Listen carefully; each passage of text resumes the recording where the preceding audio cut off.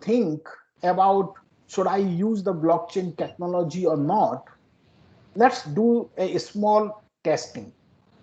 And the testing here is, if you look at this flow diagram, if your application need a database, then probably you may need a blockchain, right? But if your application does not need a database, you don't need a blockchain. So rule out the usage of blockchain technology there. If in that database, the blockchain, basically the application that you are developing, if multiple parties are writing on that database, right? Maybe in sequence wise, like if the three parties are working on particular things, then one is writing, the output of one is dependent on the input to the second one, the output of the second one is input to the third one. So if the multiple people are writing on the block on the database, then you might need, can you go to the full slide please? Yes, yes. If multiple people are writing on the database, then you might need a blockchain. If there are not multiple people are not writing on the database, then you don't need a blockchain. The next slide, I can't see that. No, the previous one. Don't flip to the next slide unless I say yes. Okay. So when multiple people are writing on the blockchain and there is a lack of trust, and if there is a one trusted party in the blockchain, in that multiple parties, then you don't need blockchain. But if there is a lack of trust between these parties, then you need a blockchain technology. So we saw three things here. What are the three things? Trust, multiple parties are writing on the database, and these multiple parties are involved in executing the single transaction. If these three conditions are satisfied, then we can think of use of blockchain technology for the development of the application. Okay, so remember these three things, that are multiple parties are there in executing a single transactions, are they writing on the database, and they do not have the trust between them, or there is a lack of trust between these parties, then you can think of use of the blockchain technology. Otherwise, forget about the blockchain technology. You can use the simple database technology or distributed databases, right, to execute, to develop that application in much better way. Okay, that's the one. So next slide please. Right, so what I'm going to discuss in this next 1 hour is about the few applications of the blockchain, and one of the critical applications where there is a, separate blockchain like Ethereum or Hyperledger. There is another blockchain which is meant for the identity management, right? It's a sovereign ledger, a sovereign blockchain where it is used for managing the identity, right? And I'll come to that, basically what is an identity, how it is managed there. Then we will use how this sovereign identity can be used to develop a one financial application called a shared know your customer, shared KYC. And then we will look at basically one of the application of micro insurance, and particularly from a Indian perspective. And the last but not the least, right, and even the most important is, you have seen the new education policy, how the new education policy can be implemented, the part of it can be implemented using the blockchain technology to decentralize the education. Next slide, please. Uh,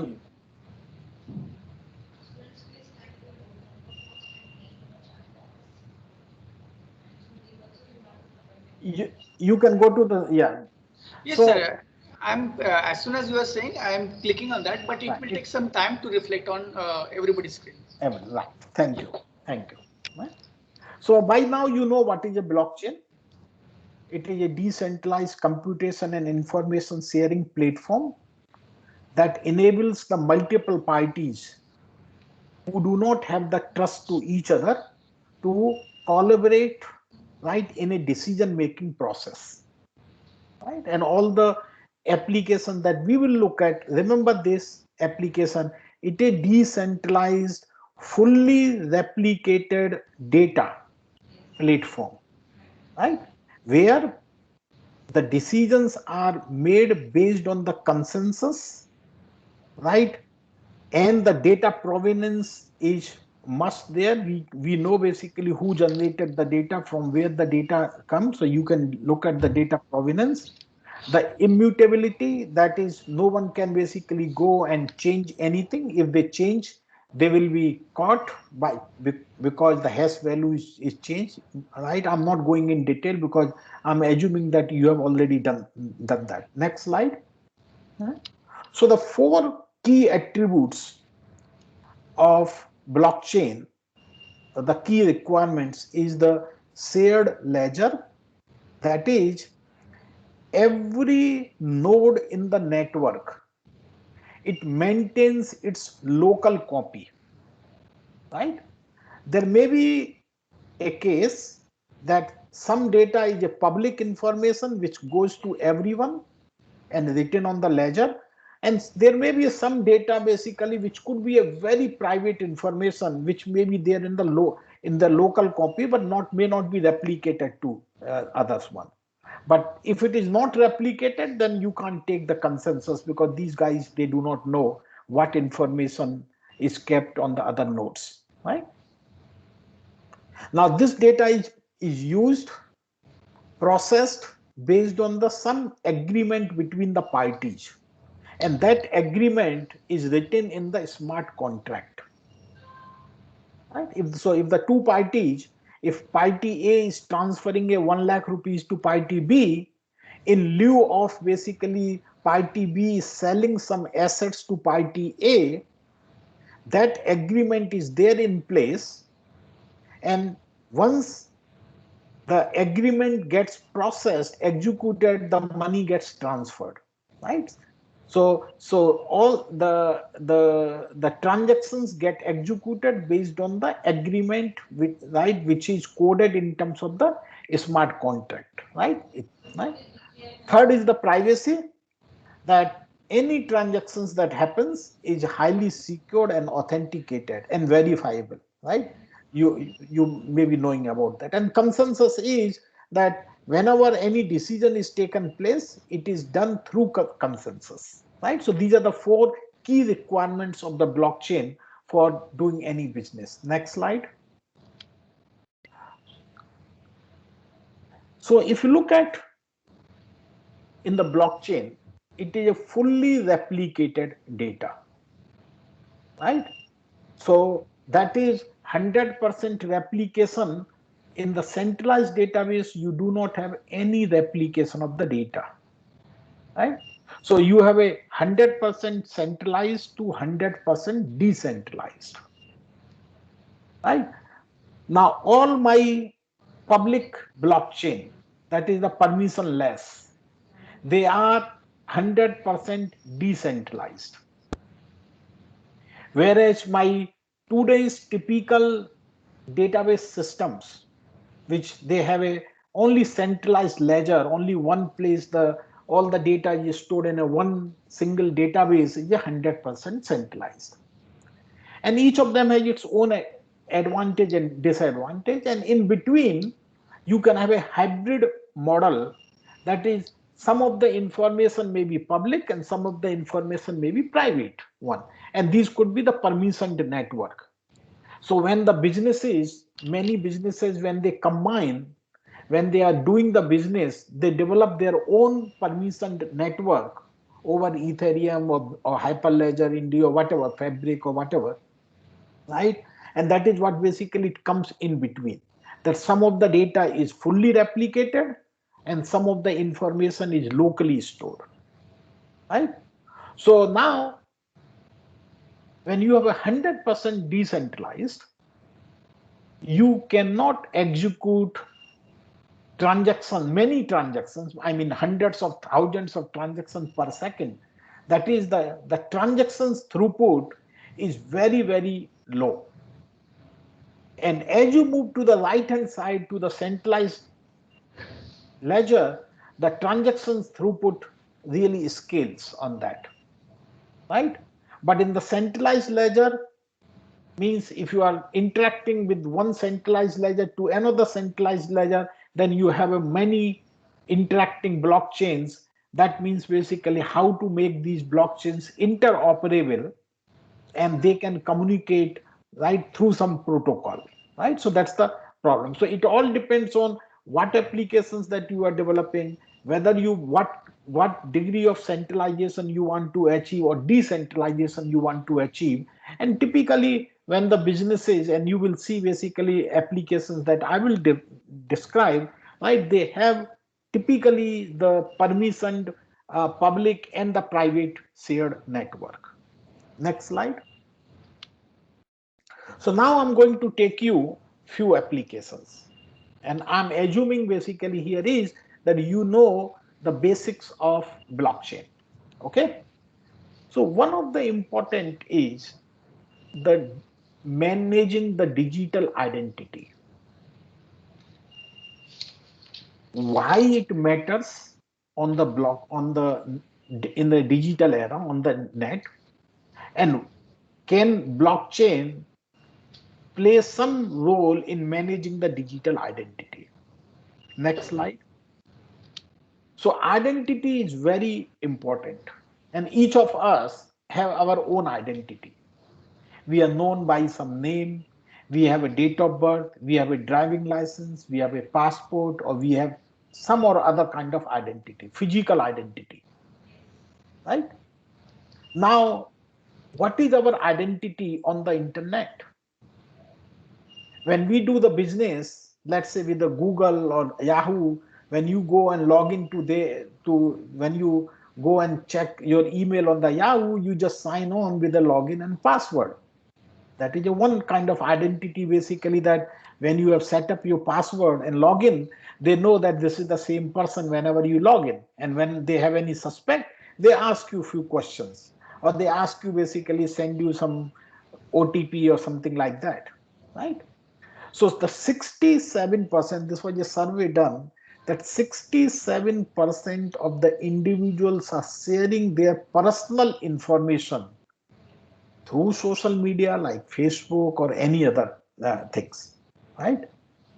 And digital identity derives every social and business interaction.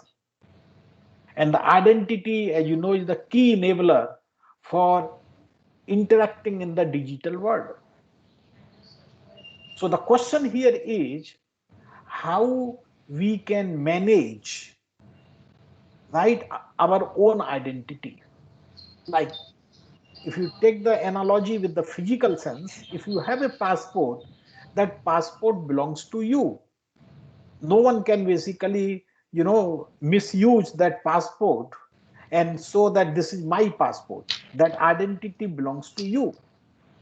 But on the net, on the other hand, if your login and password is stolen by someone, right, then they can log in into your account and do all the transactions because they are fudging the fake identity, right? And the on the other hand, right, they don't know because there is no mediator between them, right? Next slide, please. So So what is identity? The fact of being who and what a person is, that is the owner of the information. So our identity is name, age, education, right? Whatever our family members, this, that, and all that things. And how my identity is represented, that is represented by Aadhaar number, or some tax ID or social ID, or what, right, driving license number, which are unique to you only, right? And that is what basically your identity is represented. And in age of today, how we basically do the interaction between the people to people or people to person, we physically basically show our identity, and then they believe, yes, this is you, right, on that. But as I said, on the internet, how we can manage our identity. And on the internet, you cannot basically go and show that, hey, this is my passport, because that person cannot see you there, right? Next slide, please.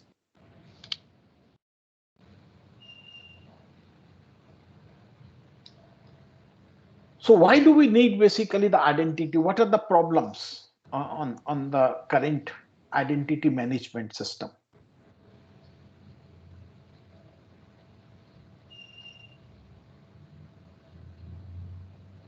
So, slide number 11, please. Yes, I clicked, sir. I clicked. It's taking a lot of time. Yeah. Oh.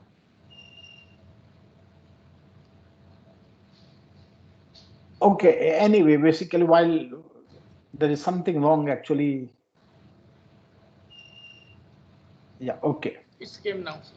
Yeah, excellent. So the problems for the identity management. So let's look at basically what are the problems for the individuals. So in the individuals, basically, that you have too many documents in proving your identity.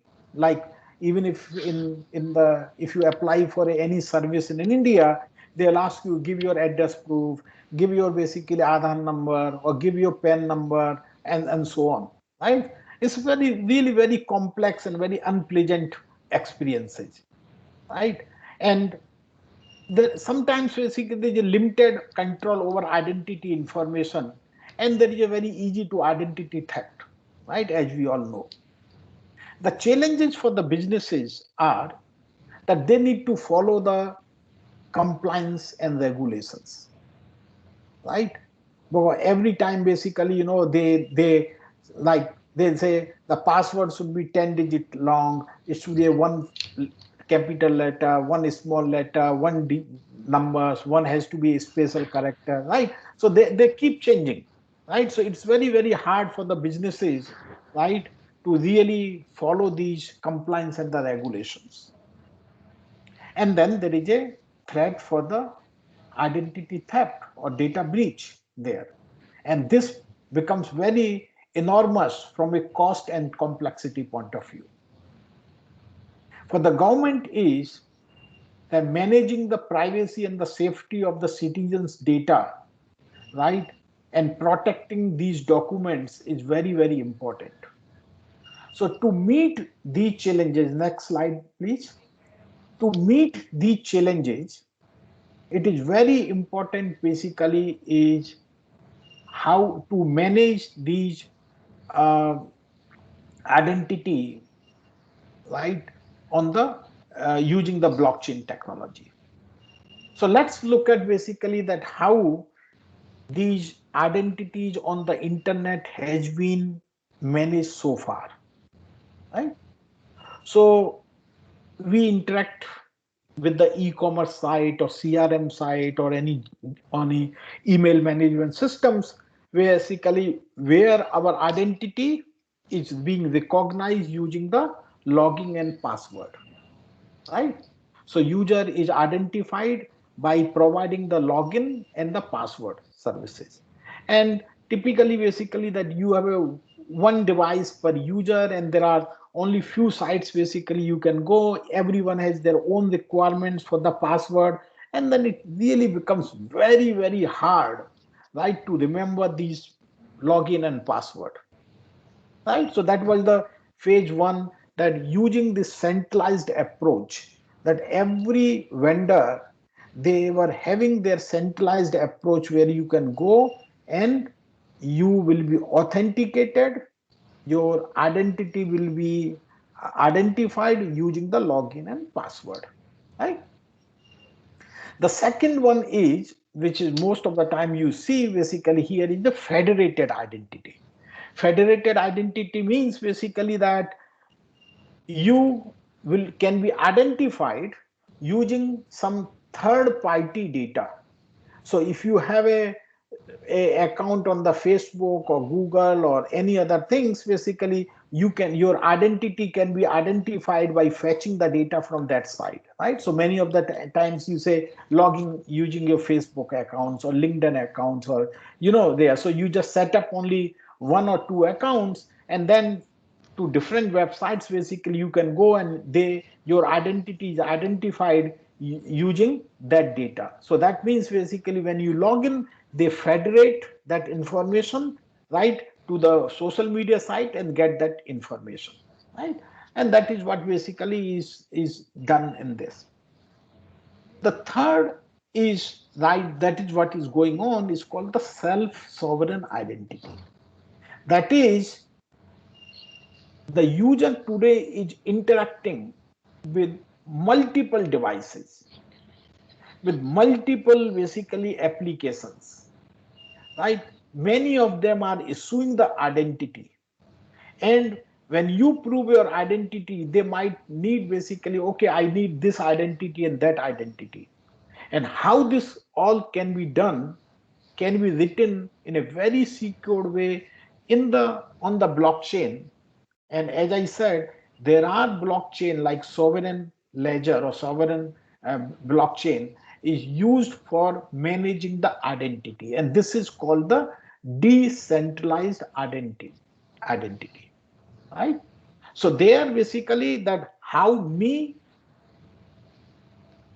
I can create my identity, can manage my identity, right? And securely basically transform things from one vendor to another. How my identity can be verified, how my credentials or the identity can be issued and can be verified also, right? And that's what the sovereign identity.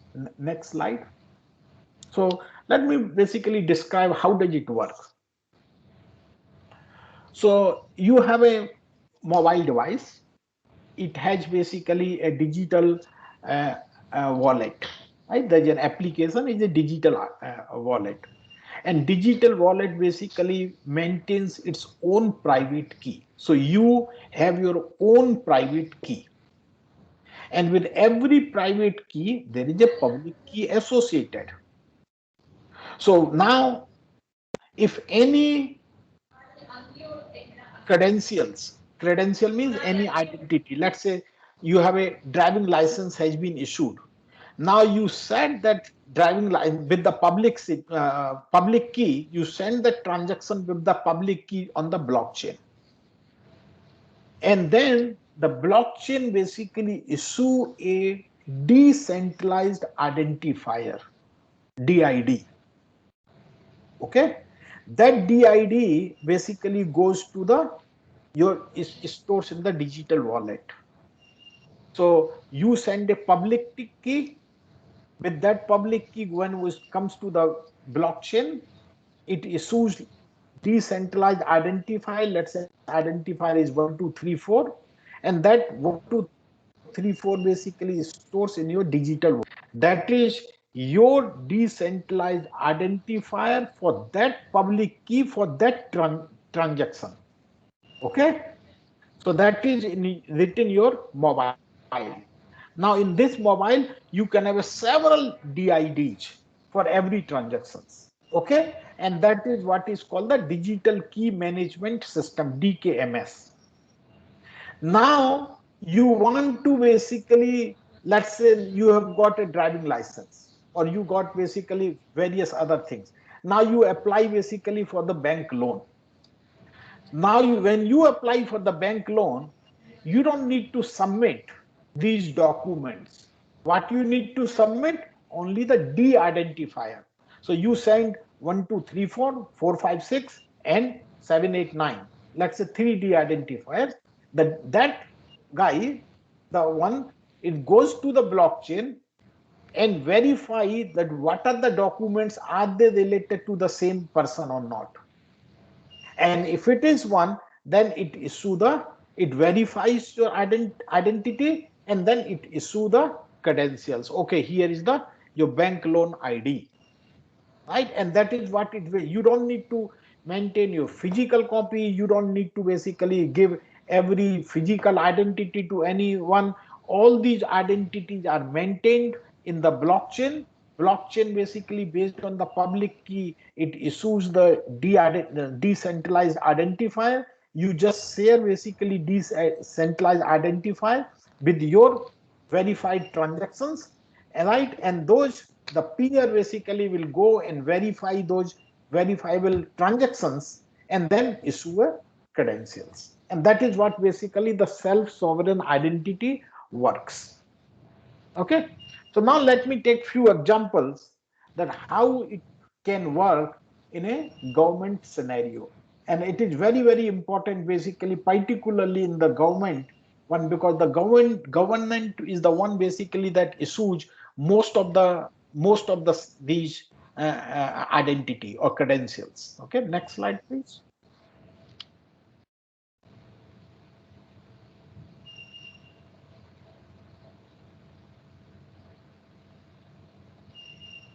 Okay, so many not many, actually the couple of governments I know, they are basically working for issuing the digital identity for their citizens, so that they can track who are using which services, what they have requested, and make the whole system more transparent and efficient, right? And they are using this self-sovereign identity, right? Using the sovereign identity blockchain, sovereign identity management, or any other blockchain, right? And the benefits of this basically here is that individuals doesn't need to basically carry the physical identity. These digital identity can be verified, right, using on the blockchain, because they have got the decentralized identifiers, and they have full control over their own identity, right? Because all these identities are highly secure on the digital wallet, right?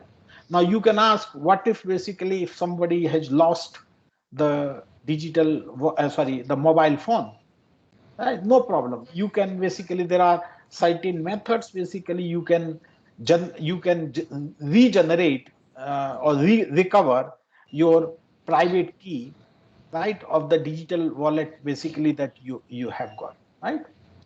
And for the government, this is a shared liability with the distributed trust, right? And it is highly increased protection of the IDs, because these IDs are stored on the blockchain, right? And enterprises, the same kind of basically the benefits are there in the government. Next slide. So let me take a 2 or 3 use cases. How does it work?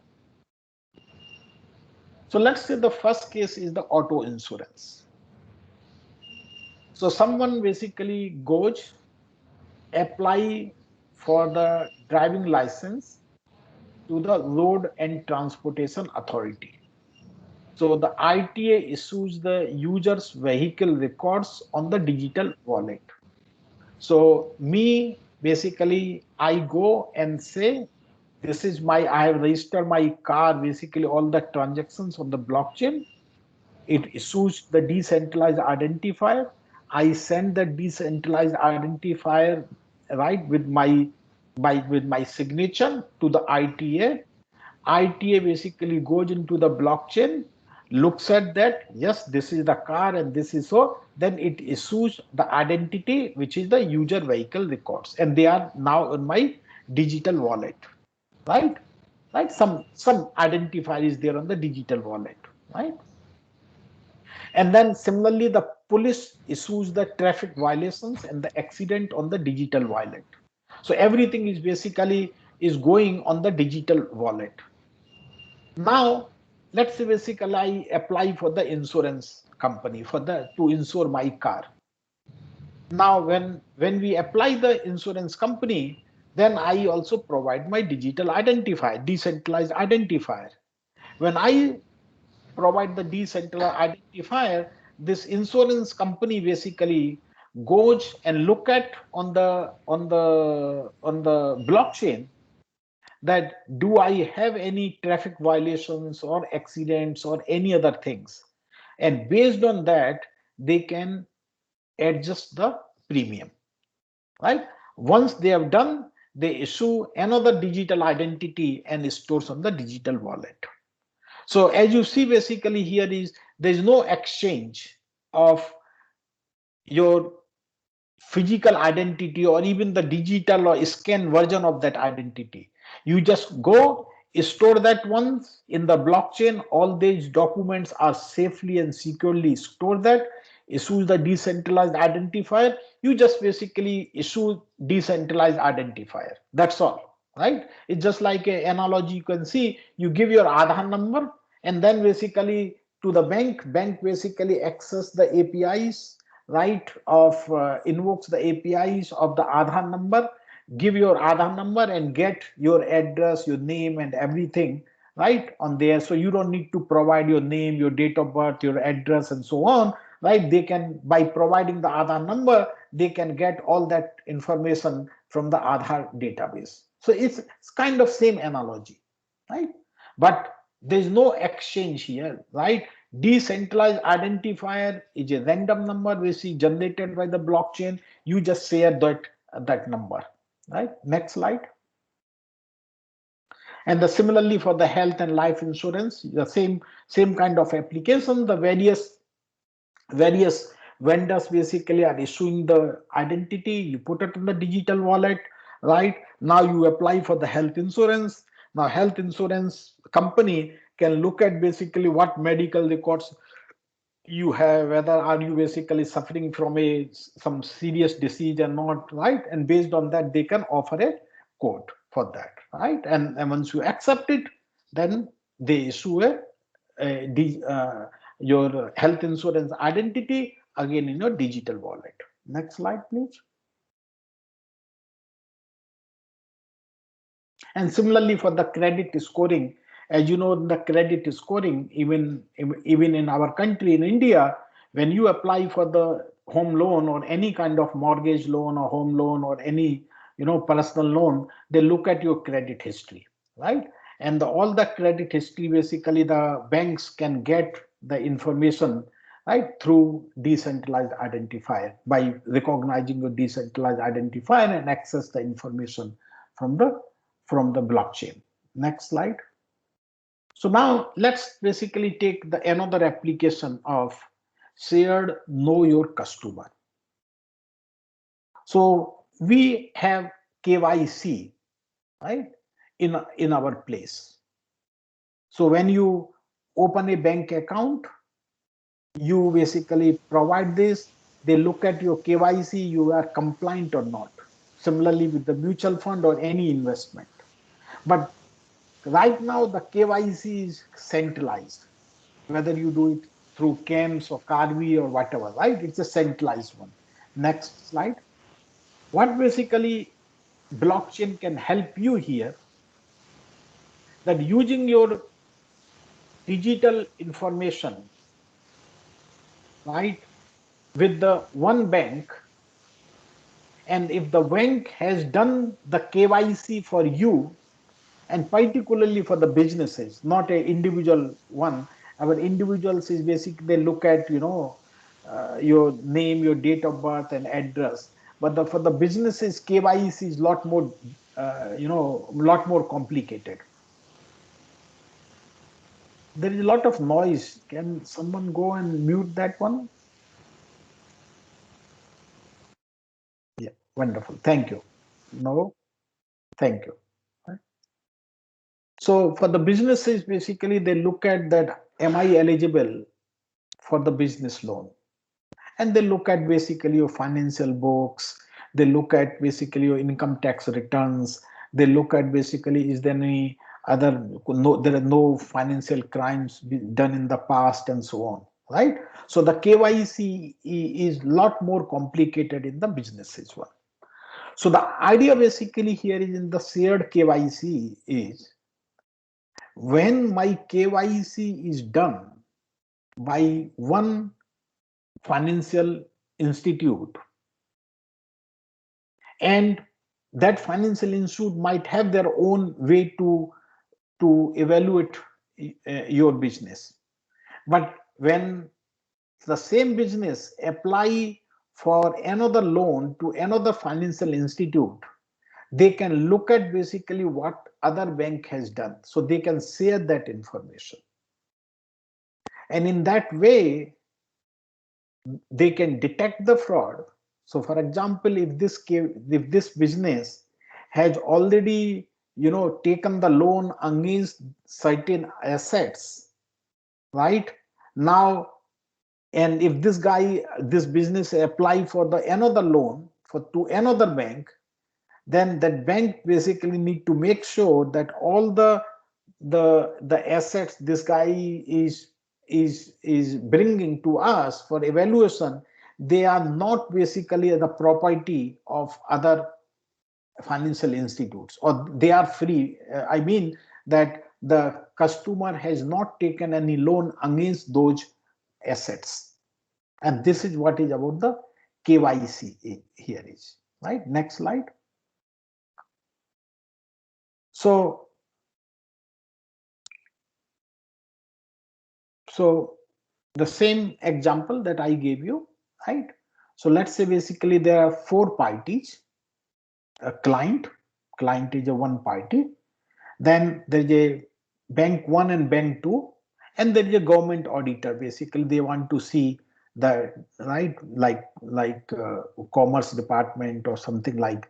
They want to see basically whether due diligence has been done by verifying the KYC, right?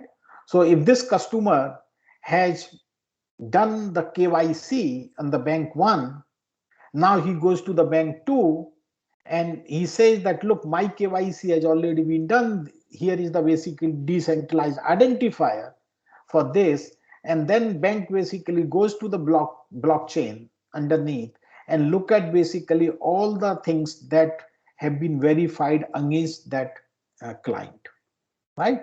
And if anything additional is required for their local requirements, the bank too can do that.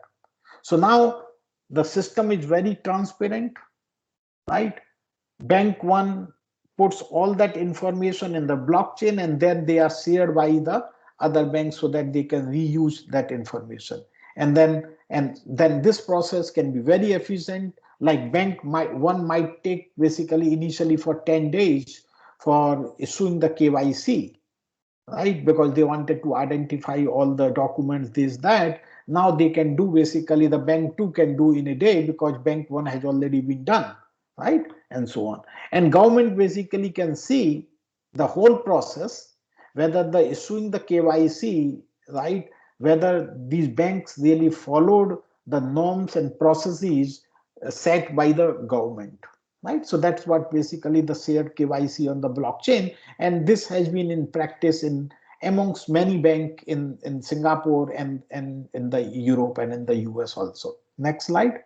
So so these next three slides basically are related to that. What if basically a new client comes in and then he's opening a new account, right? Opening a new account means opening a new account for loan or whatever, the business loan and this, right? So then first check if that client has already on the blockchain or not.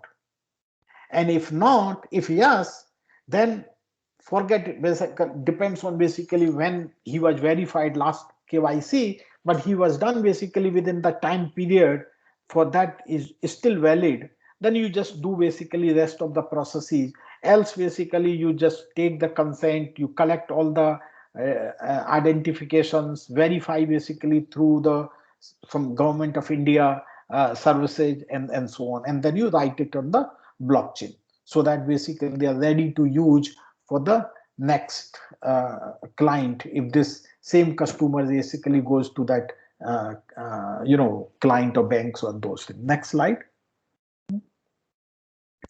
If the customer has already information on the blockchain, right, then what you do basically you just review and do the due diligence, right, customers due diligence, right, all the meta information which is the all the documents and all that is stored on the blockchain, and if they are all up to date, then you just go and approve the account for opening it, right. Right, and next one, it could be a more complicated scenario. Next slide, please. So the next one basically could be a more complicated. What if basically there is an audit by the government, right? So you can define complicated workflow, right, which can sit on top of the blockchain and can execute it by and get access the data from the blockchain as and when it is needed. Next slide, please. So now let me take you to the, let's change the gear and let me take you to a very interesting application that we have been developing on truly decentralize our education systems today, right? So next slide. So you know that government has announced a new education policy, right? And what this new education policy, there are many aspects of that, right? But some aspect of the one here is that a student can have the credit bank, in the sense basically that a student can take subjects from other institutes and they can be recognized by their host institutes as long as the host institute say yes, we will recognize if a student has done a so and so course, right, from so and so institute, right, from a group of institutes. That is the one thing here is, right. The second aspect of the new education policy is that even if the student has enrolled for the 4 years of degree, and for whatever the reasons, if this student is not liking, right, because of the personal reasons or because of the academic reasons, then the student should be given an option to exit the degree program, and he can exit after 1 year by walking away with the certificate, right, subject to basically he has done all the requirements related to the certificates, or he can walk away after 2 years with a diploma degree, subject to basically he has done all satisfied all the requirements related to the diploma.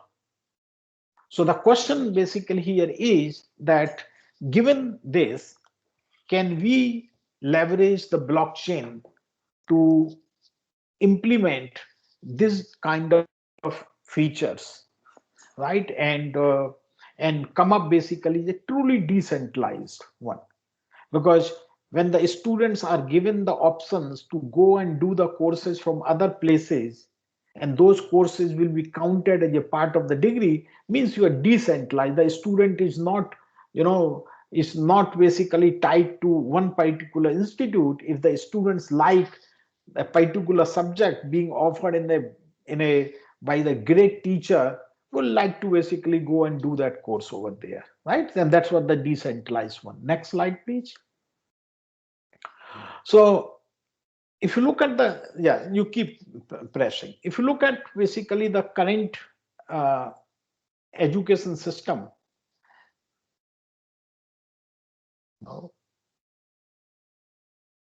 yeah, if you look at the current education systems, it's very simple. that a kid goes to the kindergarten, goes to the primary school, then goes to the high school, college, university, graduates, get a job. And during the high school and college and university, even in the primary school also, one can go and look at basically external systems like Swayam or any MOOC or NPTEL or Khan Academy or Coursera and so on, basically get and do some of the courses from there. But these typically, I mean, some institutes in India, they recognize up to, credit or 4 credit or 8 credit, even if you have done the things from outside, you just show the certificates, right? Um, but by and large, if you do anything from outside from your institute, they are not recognized by and large, right? Next slide, please. So, so if you look at the, yeah, press couple of one.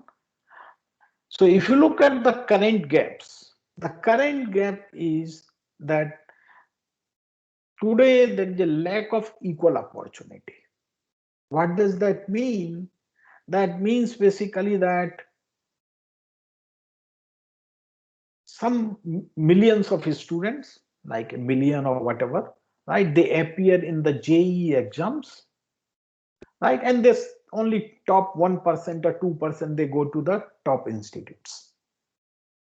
So even if a student is really good, but somehow he could not sleep last night because of the anxiety, or he was having a headache, or whatever, right? And he could not do well in the examinations, right?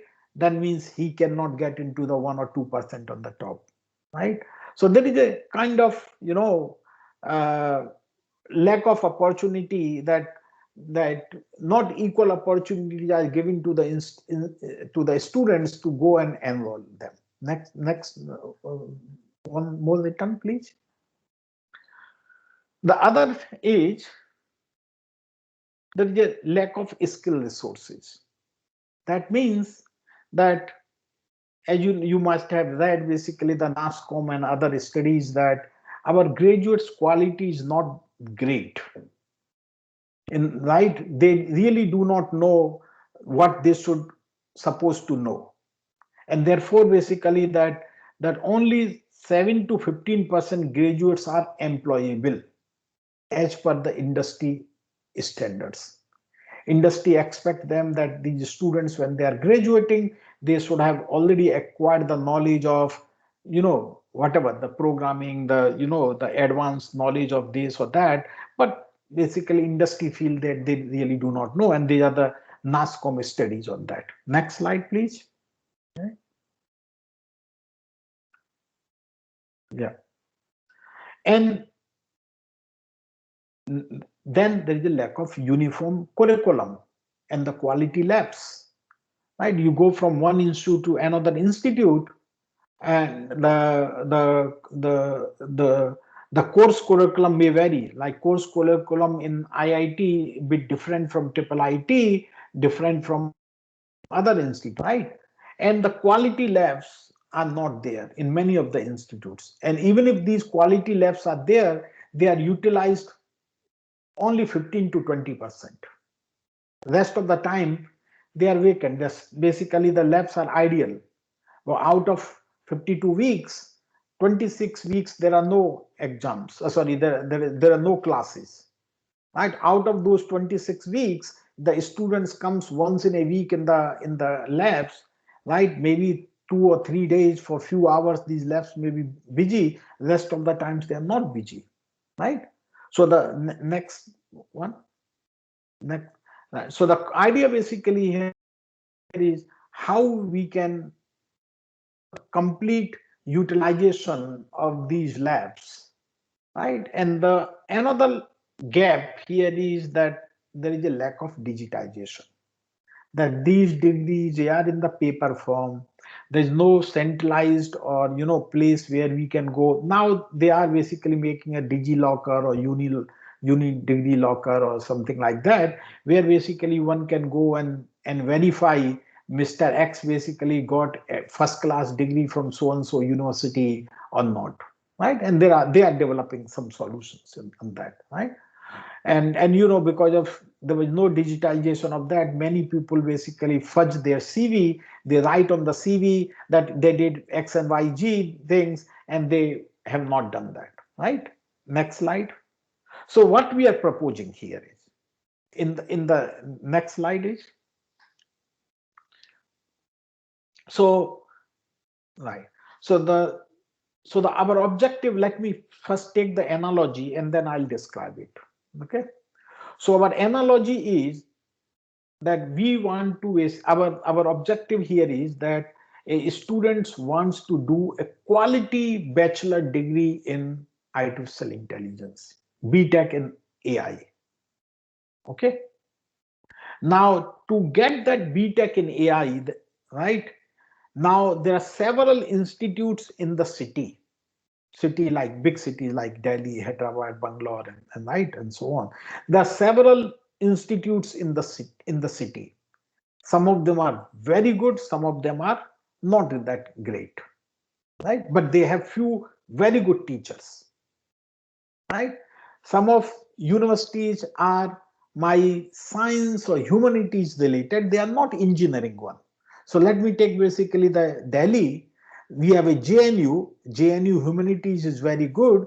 Delhi University science and right is very good. The IIT is very good in certain areas, and then Triple IT Delhi is good in certain areas, right? So let's say a student of Institute X, right, got admitted, and he wants to do a BTech in artificial intelligence. Okay, so now let me take the analogy. So quality degree is that our objective is that we want to, my family member, she wants to make a very good tasty pizza. Okay, to make this pizza, and she does not know basically, right? To She goes to the internet and look at basically what are the ingredients are required, right, and how to make this pizza. So then she goes there, she needs basically various ingredients for the pizza, right? And now she has some constraints also. In some of the family members, they are very high cholesterol and they heart disease, therefore basically they cannot have much cheese, right? And some people are basically have a high blood pressure, they cannot have this or that, right? So there are some constraints here. Okay, so that means my quality pizza objective means quality degree. Ingredients means to make that pizza, we need to do 32 courses and 5 labs. That is my ingredients. Okay, and recipe means basically in what order I need to do the prerequisite and all that things. And my constraint over here is that I cannot travel for more than 50 kilometers, for example, right? And so on. Next. So now she goes to the supermarket to buy those ingredients. Okay. Now, since she has the constraints, see that I have only 500 rupees and I need to buy the ingredients of pizza in 500 rupees. So now she looks at the cells. She sees basically that pizza sauce. A pizza sauce is there for 157 rupees and there is another pizza sauce for 83 rupees. She will pick up the pizza sauce which basically suits to her budget. Right? So she buys ingredients within that 500 rupees based on the budget set that she had, some of the good quality, some of the, of other when I wouldn't say quality, some of the basically from company X, some of the company Y, even if basically the company X may not be selling that item at a very high price, but there is another company basically that is having a high quality of the same ingredient, right? She takes those, pick up that and put it in the trolley. That means the student who is doing the BTech in artificial intelligence now let's take a particular course, let's say take a physics. Physics is being offered in the institute itself, in the JNU, also in the Delhi University. Now, why this student should, why this institute, engineering college should focus on the physics when that same physics basically can be taught by the top class professor in the Delhi University? He can go and take the course from the Delhi University, right? So that means basically the students is choosing the subjects of the quality from the quality institute and the quality professors.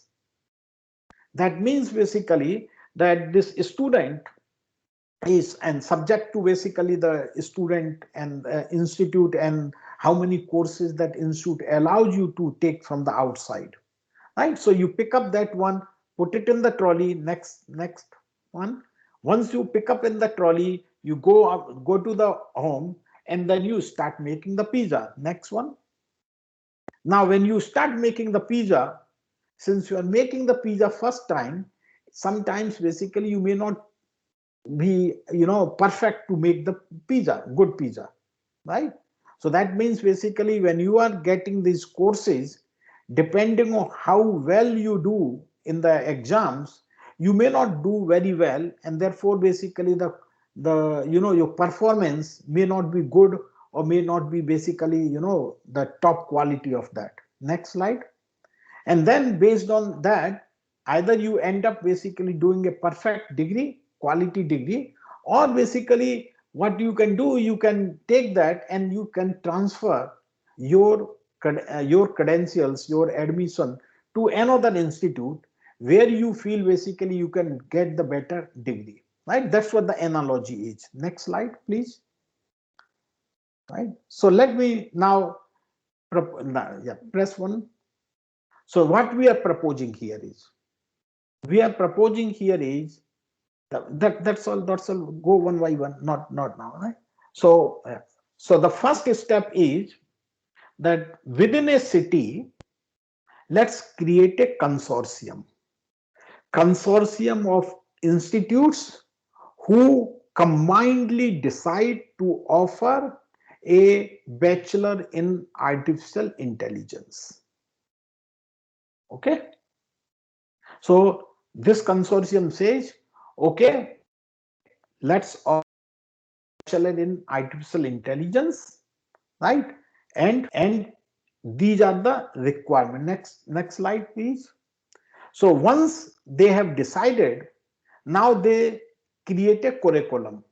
So they say for bachelor in artificial intelligence, there should be 30 courses and there should be 10 labs.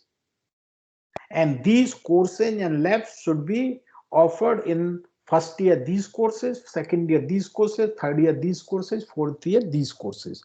So there is a standard uniform curriculum defined among all these institutes in that consortium.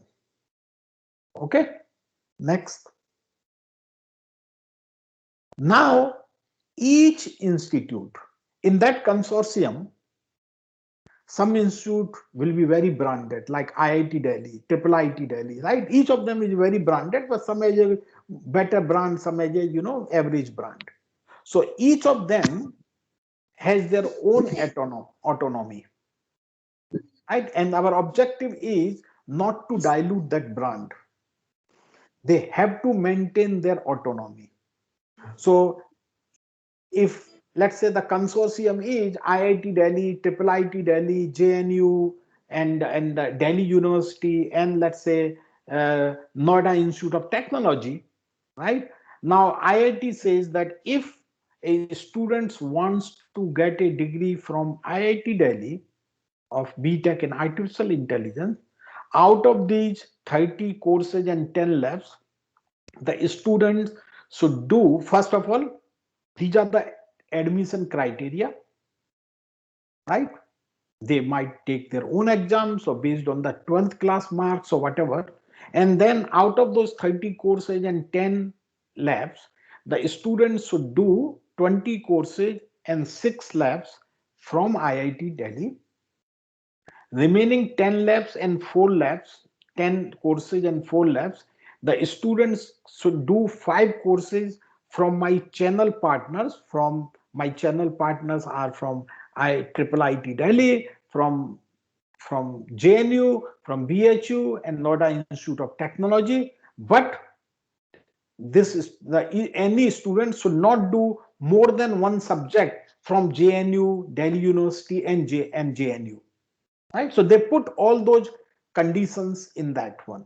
That is, they define their own criteria for taking the admission and evaluating them and doing the assessment. And then they say that remaining 5 you can do from anywhere, either from these institute or from outside these institute. But when you have done, you let us know, we will take the exam. And if you qualify that exam, we will give you the grade. Okay. So in that way, they are defining their own criteria for admission, for evaluation, and for assessment. And like that, every institute decides that criteria. IIT Delhi can say out of 30, you need to do 24 from my places, 3 from other places, right? But we will not recognize anything from the Noida Institute of Technology. We can recognize from JNU, Delhi University, and IIT Delhi, right? They can define then whatever their criteria are, right? Because they ultimately they are the autonomous institutes. Next one. So now you have defined the evaluation criteria. You have they also define that if a student transfer his degree from IIT Delhi to another institute, how to transfer the credit transfers, right? They define that. Now a student comes. When a student comes, we have created a portal where the student uploads the credentials, right? The students uploads the credentials, that is 12th mark sheet and blah blah blah, all that things, and based on that, since each institute has their own criteria, then that our system basically tells, okay, you are eligible to take the admission in IIT Delhi and Noida Institute of Technology, because that students credentials matches basically the admission criteria of IIT Delhi, of the Noida Institute of Technology, but not of IIT Delhi, right? So now institute basically enrolls in the IIT Delhi. IIT Delhi is the host institute of that student. Next one. Now a student basically start learning, right? A student has taken the enrollment in the IIT Delhi, but after 1.5 years, this guy basically realizes that, hey, I'm not able to complete my degree from IIT Delhi, right? Then he goes to the system, say that, look, what options I have to get it transferred to some other institutes. So then systems basically sees, okay, this guy has done this much.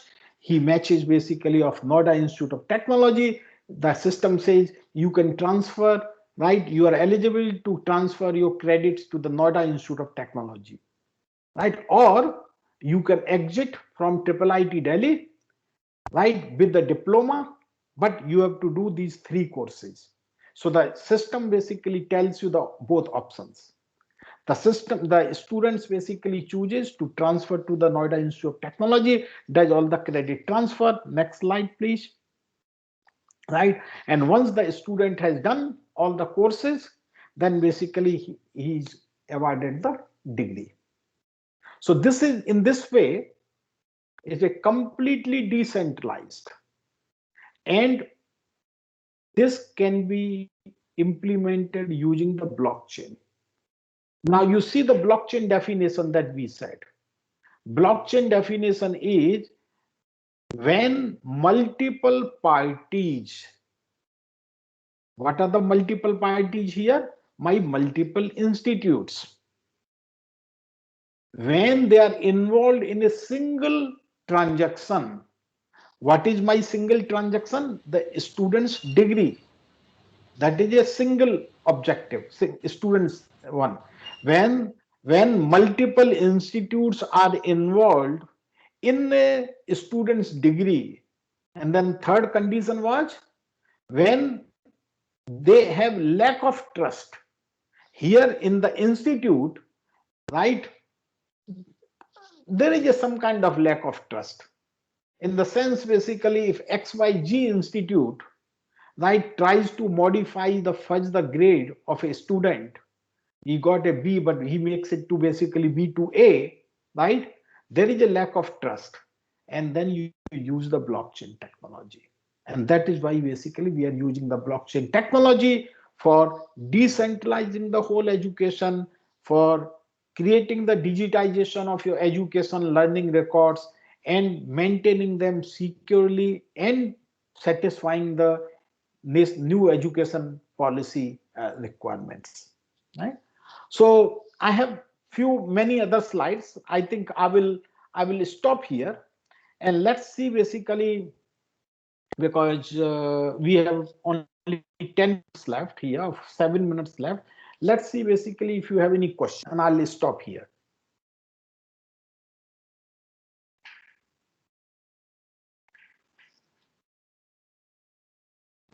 Anything question from participant side?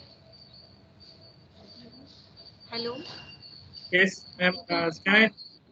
Yes, sir. Yes, sir.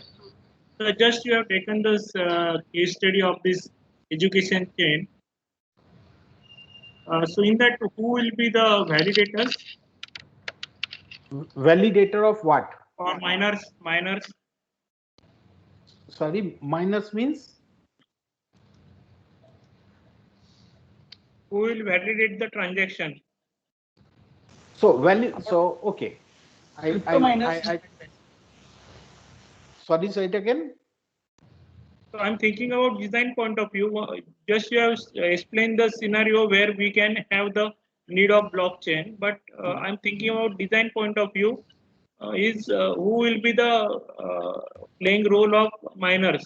Who will validate the transaction?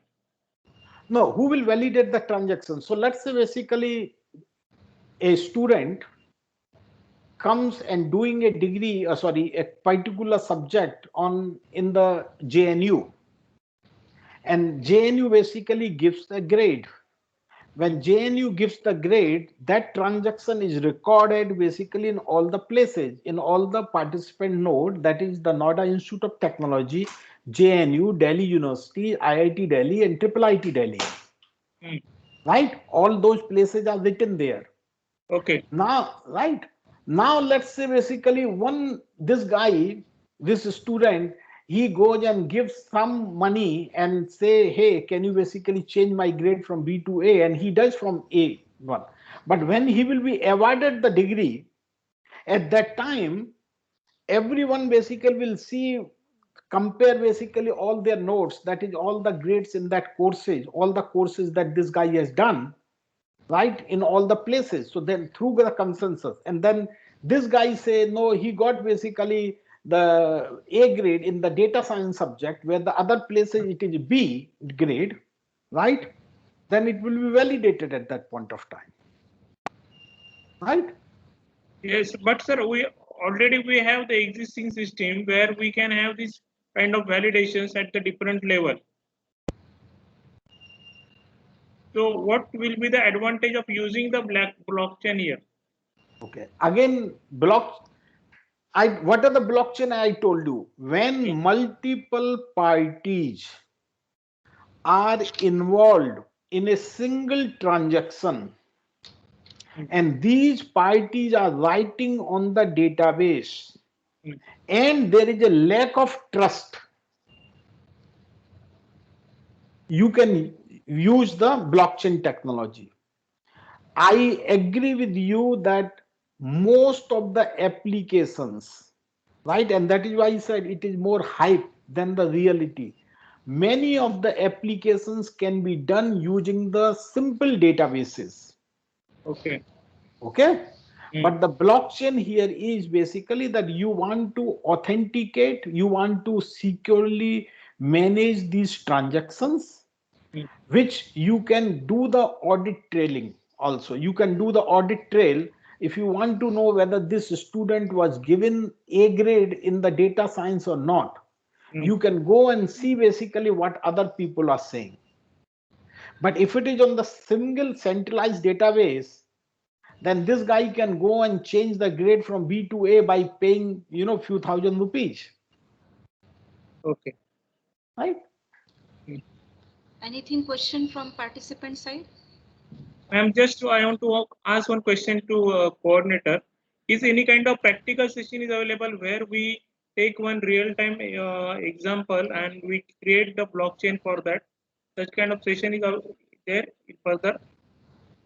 Yes, sir. 2 days? No, sir.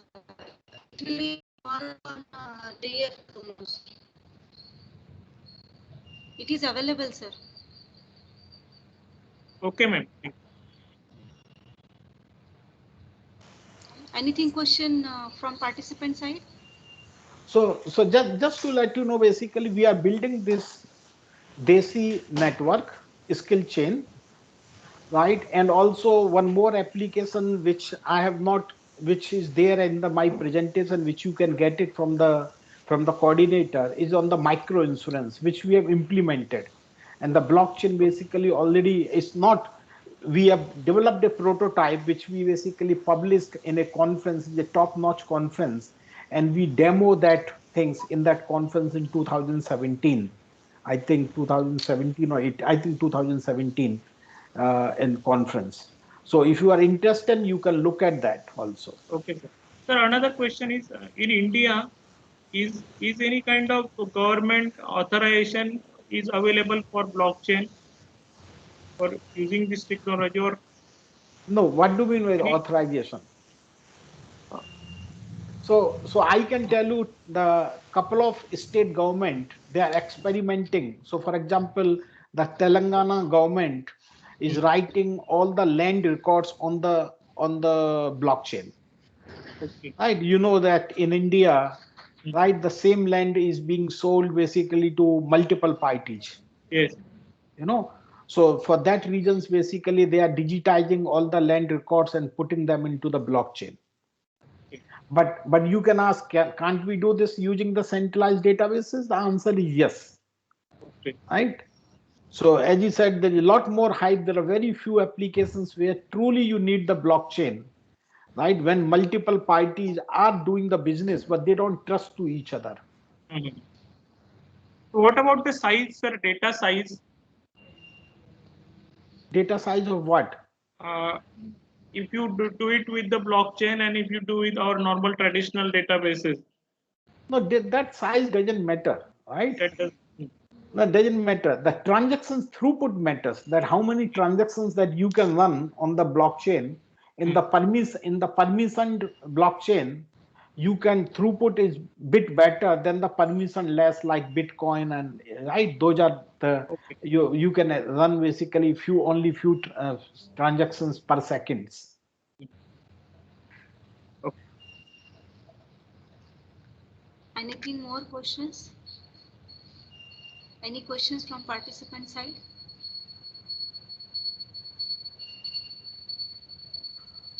Okay, So if not. Okay, I hope participant enjoyed the session as well as their concept is clear. Now I conclude the session. Sir, now I conclude the session. I am very much grateful to sir for accepting my invitation, as well as really thank you very much, sir, for your informative session. You shown a lot of industrial use cases, that is a practical example for us. Thank you very much, sir, for your sessions. Thank you, sir. Yeah, thank you very much. Really enjoyed. Thanks once again. See you. Thank you, sir. Bye. Thank you.